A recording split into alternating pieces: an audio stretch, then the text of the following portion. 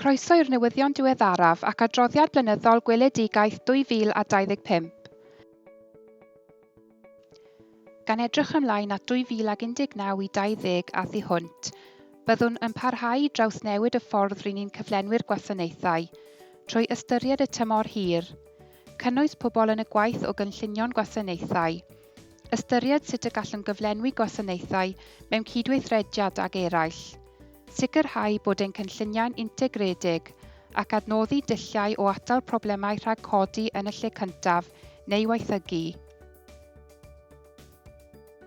Dros y 2 blynedd nesaf, amcan gyfrifon fod angen i ni arbed rhwng 30 i 46 miliwn o bunnoedd mwyn mantoli'r gyllideb.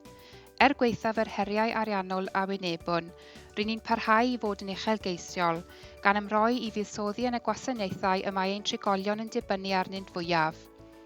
Dyma rhai o'r prif brosiectau y fyddwn yn gweithio arnynt yn ystod 2019 i sbardino ein gweledigaeth. Bargen twf canolbarth Cymru.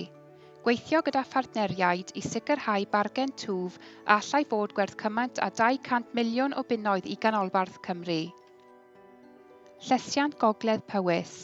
Opsiynau ar gyfer datblygu canolfan wledig ranbarthol yn y dre newydd i gynorthwyo anghenion y boblogaeth i'r dyfodol. Gwella seilwaith ein hysgolion. Ysgolion sy'n darparu amgylcheddau modern a chyfarpar ar gyfer dysgu yn yr 11 ganrif ar 20 ac sy'n ganolog i fywyd y gymuned. Trawsnewid digidol. Sut y bydd y cyngor yn manteisio ar dechnolegau digidol mwyn trawsnewid cyflenwi gwasanaethau trwy ein ffordd o weithio. Gweithlu'r dyfodol. Cyfarparu'r gweithlu gyda'r sgiliau, yr agwedd, yr ymddygiad a'r profiad priodol. Cwmni masnachu'r awdurdod lleol.